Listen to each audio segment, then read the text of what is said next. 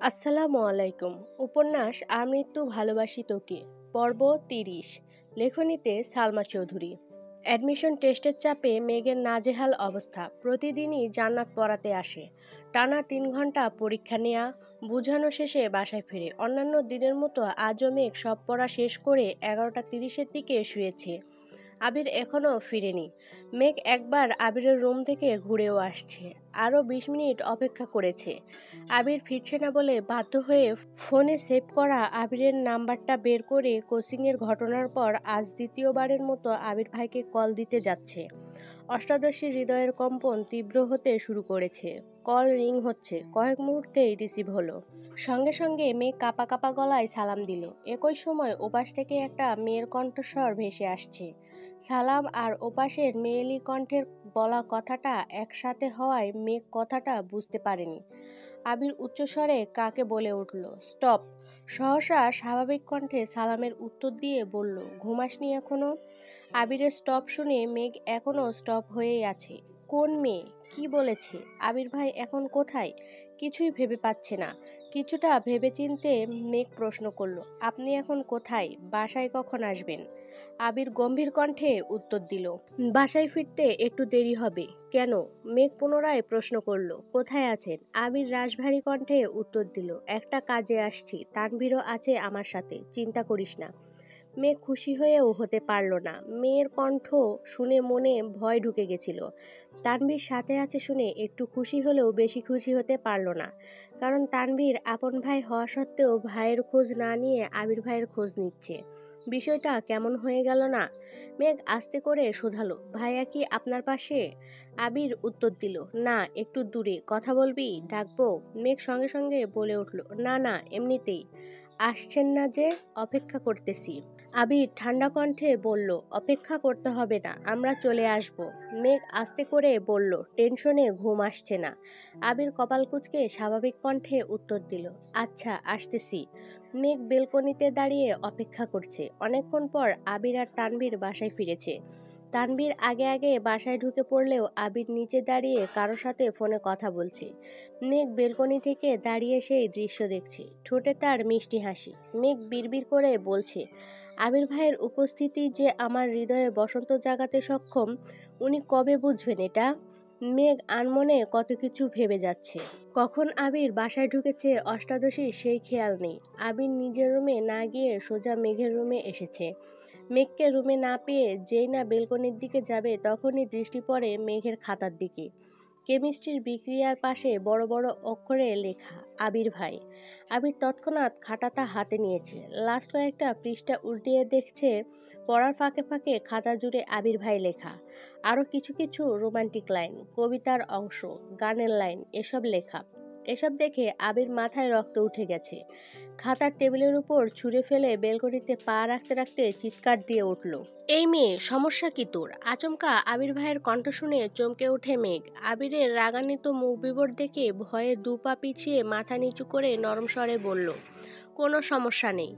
আবির দ্বিতীয়বারের মতো চিৎকার দিয়ে উঠল, তুই কি পড়াশোনা করবি নাকি করবি না? মেঘের মাথায় কিছুই ঢুকছে না। আবির ভাইকে বাসায় আসতে বলার সাথে মেঘের পড়াশোনার কি সম্পর্ক? জান্নাত আপুর নেয়া পরীক্ষাতেও তো ভালোই মার্ক পায়, তাহলে আবির ভাই এমন কেন করছেন? মেঘ ঢোক গিলে ছোট করে বলল, করব। আবির রাগান্বিত কণ্ঠে বলল, লোক দেখানো পড়াশোনা করার কোনো দরকার নেই। এটা তোর জন্য লাস্ট ওয়ার্নিং। যদি তুই ঢাকা বিশ্ববিদ্যালয়ে চান্স না পাস তাহলে তোর পা দুটা ভেঙে ঘরে বসায় রাখবো। পড়াশোনা যদি করতে চাস তাহলে চান্স পাইতে হবে, আর না হয়। এটুকু বলেই আবির থামল। চোখে মুখে একরাশ বিরক্তি আর ক্রোধ। 1 সেকেন্ড না দাঁড়িয়ে চলে যায়। মেঘের টেবিলের পাশে থাকা কাঠের চেয়ারে সজোরে লাথি দিয়ে রুম থেকে বেরিয়ে পড়েছে। লাঠিটা চেয়ারে দিলেও কেঁপে উঠেছে অষ্টাদশীর সর্বাঙ্গ। মাথায় ঢুকছে না কিছুই। কি এমন হলে যে আবির ভাই এতটা রেগে আছেন? বাসায় ফেরার কথা বলে কি ভুল করে ফেলেছি? উনি কোথায় বা গেছিলেন? মেঘ কিছুক্ষণ পর রুমের দিকে পা বাড়াতেই চেয়ারটা ফ্লোরে পড়ে আছে। মেঘ চেয়ারটা তুলে ঠিকমতো রাখতে গেলেই চোখ পড়ে খাতাটা। ফ্যানের বাতাসে খাতার পৃষ্ঠাগুলো উড়ছে। মেঘ সঙ্গে সঙ্গে খাতা তুলে নেয় হাতে। খাতা জুড়ে আবির ভাই লেখা দেখে কলিজা শুকিয়ে কাঠ হয়ে গেছে। বিড়বিড় করে বলছে, সর্বনাশ, এই খাতা কি আবির ভাই দেখে ফেলেছেন? তখনই আবির আবার রুমে আসছে। ফ্যান বন্ধ করে মেঘের হাত থেকে খাতাটা একটানে নিয়ে হাতে থাকা লাইটার দিয়ে আগুন জ্বালিয়ে দিয়েছে। মেঘ বিস্ময়কর দৃষ্টিতে তাকিয়ে আছে। বিশাল আকার চোখে সেই আগুন স্পষ্ট প্রতীয়মান হচ্ছে। আগুনের মাত্রা বাড়তে শুরু করেছে। তাই আবির খাতা ছেড়ে দিয়েছে। ফ্লোরে খাতাটা পড়তেই আগুন দ্বিগুণ বেড়ে গেছে। আবির সেই আগুনের দিকে তাকিয়ে থেকে রাশভারী কণ্ঠে বলল, ভবিষ্যতে এই ঘটনার পুনরাবৃত্তি ঘটলে তার ফলাফলটা আরো বেশি ভয়ানক হবে, মনে থাকে যেন। আবির চলে গেছে। মেঘ কিছুক্ষণ দাঁড়িয়ে থেকে সেই আগুন দেখে তারপর সেখানেই বসে পড়েছে। নির্বাক চোখে চেয়ে আছে পুরা খাতার অবশিষ্ট অংশের পানে। আবির শুধু খাতায় পুরায়নি, পুড়িয়েছে অষ্টাদশীর হৃদয়ে বাড়তে থাকা ভালোবাসাকে। আবির কিছু না বললেও বুঝিয়ে দিয়েছে আবিরকে ভালোবাসার যোগ্যতা মেঘের নেই। আবির ভাইয়ের ক্রোধিত আঁখিতে অষ্টাদশীর কোমল মন ঝলসে গেছে। চোখ বেয়ে আজ এক ফোঁটা পানিও পড়ছে না। কেমন যেন পাথরের ন্যায় বসে আছে। এক সপ্তাহ পর শুক্রবার সন্ধ্যেতে আবির বন্ধুদের সাথে আড্ডা দিতে বেরিয়েছে। কিছুক্ষণের মধ্যেই তানভীর হাজির হলো সেখানে। আজ তানভীরের তেমন কাজ নেই। বন্ধুদের সাথে ঘোরাঘুরি করেছে। বিকেলের দিকে এমপির বাড়ি থেকেও ঘুরে এসেছে। কি করবে ভেবে না পেয়ে বড় ভাইদের সাথে আড্ডা দিতে আসছে। তানভীর হাসি মুখে সবার সাথে হ্যান্ডশেক করে একটা চেয়ার টেনে বসলো।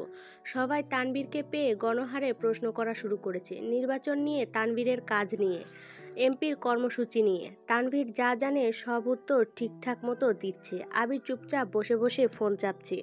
আড্ডার কেন্দ্রবিন্দু তানভীর হওয়ায় মেঘের টপিক উঠতে বেশি সময় লাগলো না। এতদিন সবাই তানভীরকে আবিরের ছোট ভাই হিসেবেই সম্বোধন করে এসেছে। রাকিব সব জানলেও বরাবরই সে ভদ্র মানুষ ছিল। তবে এখন সবাই মেঘের কথা জানে। মেঘ আর আবিরের কথা জানার পর আজই তানভীরকে পেয়েছে।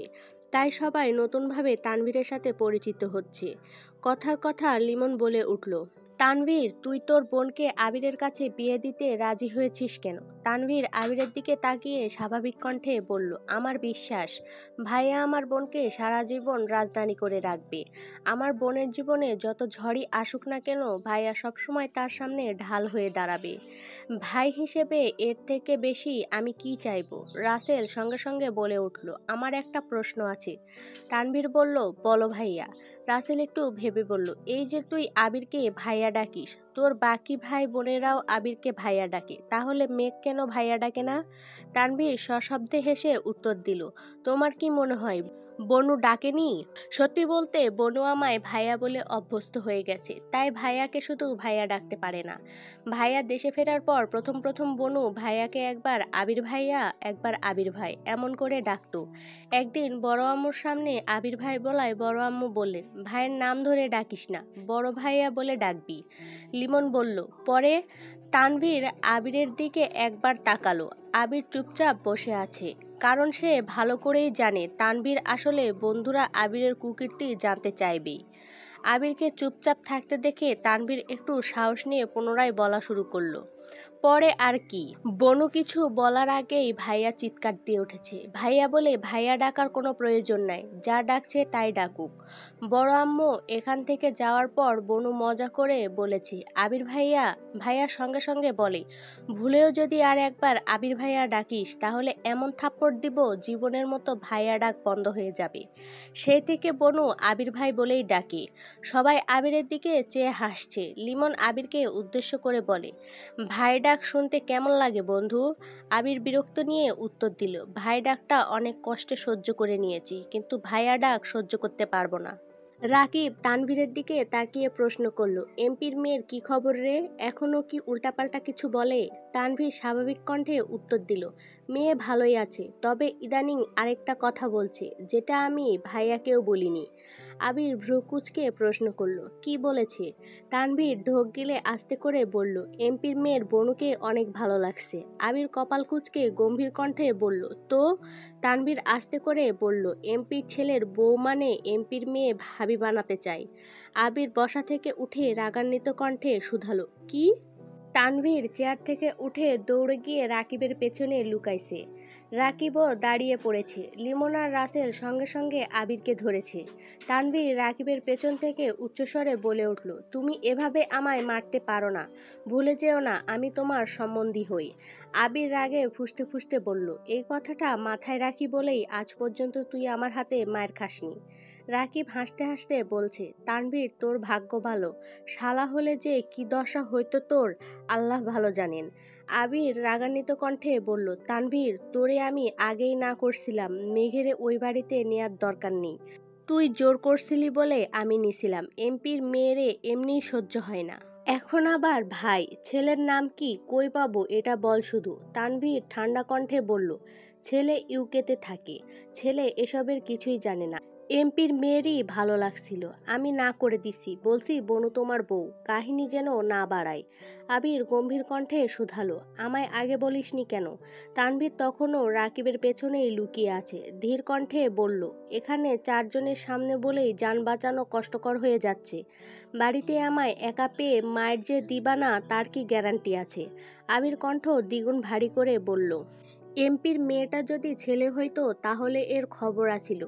এমপির ছেলে দেশে ফিরলে জানাস তো। তানভীর চিন্তিত স্বরে বলল, কেন মারবা নাকি? কিন্তু ছেলে তো কিছুই জানে না। আবির স্বাভাবিক কণ্ঠে উত্তর দিল, সেটা সময় বলে দিবে। আরও ঘন্টা দুয়েক আড্ডা দিয়ে 10টার পর বাসায় ফিরেছে দুই ভাই। মেঘের জন্য খাবার নিয়েছে, তবে সেই খাবার আজ আর আবির দেয়নি। তানভীরকে দায়িত্ব দিয়ে আবির নিজের রুমে চলে গেছে। আবির চাইছে মেঘ তার সর্বোচ্চ চেষ্টাটা করুক। আবিরের জন্য যেন মেঘের পড়াশোনায় কোনো সমস্যা না হয়। মেঘকে শক্ত আর স্বাভাবিক করতেই আবিরের এত কঠিন পদক্ষেপ নেওয়া। অবশেষে আজ সেই কাঙ্ক্ষিত দিন, ঢাকা বিশ্ববিদ্যালয়ের ক ইউনিটের ভর্তি পরীক্ষা। মেঘ সকাল সকাল রেডি হয়ে নিচে নামলো। পরীক্ষায় কান ঢাকা নিষেধ, এজন্য হিজাব পরেনি আজ। খেতে বসেছে ঠিকই, কিন্তু খাবার গলা দিয়ে নামছে না। প্রিপারেশন আলহামদুলিল্লাহ, কিন্তু মাত্রাতিরিক্ত দুশ্চিন্তায় গত দুরাত ঘুমাতে পারেনি। গতকাল রাতেই ঠিক হয়েছে গাড়ির থেকে বাইকে গেলে সুবিধাজনক হবে, তাই তানভীর মেঘকে পরীক্ষার হলে নিয়ে যাবে। কিন্তু সকাল থেকে তানভীরের হদিস নেই, এখনও ঘুম থেকেই ওঠেনি। ইকবাল খান যেই না তানভীরকে ডাকতে যাবে তখনই চোখে পড়ল আবির রেডি হয়ে নামছে। ইকবাল খান আবিরকে দেখেই উচ্চস্বরে বলে উঠলেন, কিরে আবির, তুই কোথাও যাচ্ছিস নাকি? আবির স্বাভাবিক কণ্ঠে উত্তর দিল, তানভীর একটু অসুস্থ, বলল মেঘকে আমি নিয়ে যাইতে। যেহেতু আজ শুক্রবার তাই ভাবলাম নিয়েই যাই। মোজাম্মেল খান বলে উঠলেন, ভালোই হয়েছে, ওই ছেলেরে দিয়ে কোনো বিশ্বাস নাই। দেখা গেল যাইতে যাইতে পরীক্ষা শেষ হয়ে যাবে, তার থেকে ভালো তুই নিয়ে যা। আবির মৃদু হাসলো। মালিহা খান ছেলেকে ডেকে বললেন, তোকে খেতে দিব? আবির খাবে না বলে বেরিয়ে গেছে। কিছুক্ষণের মধ্যে মেঘও বেরিয়েছে। সবাই গেট পর্যন্ত মেঘকে বোঝাতে বোঝাতে এগিয়ে দিয়ে এসেছে। 1 ঘন্টার মধ্যে উপস্থিত হলো পরীক্ষার কেন্দ্রে। চারপাশে অসংখ্য শিক্ষার্থী আর তাদের সাথে অভিভাবক। শুধু বন্ধুরা মিলেও পরীক্ষা দিতে এসেছে। কেউ কেউ রাস্তার পাশে বসে পড়তে ব্যস্ত। মেঘ আশেপাশের পরিবেশ দেখে আরো বেশি শঙ্কিত হয়ে যাচ্ছে। এখনো গেট খোলা হয়নি। মেঘ আশেপাশে এত এত শিক্ষার্থী দেখতে ব্যস্ত, অথচ আবির মেঘের দিকে তাকিয়ে আছে। আবির হঠাৎই শীতল কণ্ঠে ডাকলো, মেঘ। মেঘ আবিরের মুখের পানে তাকিয়ে উত্তর দিল, জি। আবির আকস্মাৎ দু হাতে আলতোভাবে মেঘের দুগাল স্পর্শ করে মেঘের চোখে চোখ রেখে নিরেট কণ্ঠে বলল, আমি গর্ব করে বলতে পারি এখানে উপস্থিত হাজার হাজার শিক্ষার্থীর মধ্যে আমার মেঘ সবচেয়ে বেশি বুদ্ধিমতী। পরীক্ষা শেষে আমি তোর মুখে সেই অকৃত্রিম হাসিটা দেখতে চাই, যেই হাসিটা শুধুই বিজয়ের। আমার বিশ্বাস তুই পারবি। মেঘ নির্বাক চোখে তাকিয়ে আছে আবিরের মুখবিবরে। মেঘকে ছেড়ে একটু দূরে সরে আবির পুনরায় বলল, টেনশন করিস না, বের হয়ে সোজা এখানে আসবি, আমি এখানেই থাকবো। ততক্ষণে গেট খুলে দিয়েছে। হাজার হাজার পরীক্ষার্থীর ভিড়ে মেঘও কেন্দ্রে ঢুকে গেছে। আবির বাহিরে অপেক্ষা করছে। পরীক্ষা মেঘের হলেও চিন্তা সব আবিরের। তার প্রথম আর একমাত্র চিন্তা অসময়ে দেশে ফেরা। ভেবেছিল ভর্তি পরীক্ষা শেষে ফিরবে, কিন্তু জয়ের জন্য তা আর হলো কই। দেশে ফেরার পর থেকে একটাই চিন্তা, আবিরের জন্য মেঘের না কোনো সমস্যা হয়। 3 মাস যাবৎ কত কৌশলই না অবলম্বন করেছে মেঘকে শক্ত করতে। আজকের পরীক্ষাতেই বোঝা যাবে আবির কতটুকু সফল আর কতটুকু ব্যর্থ।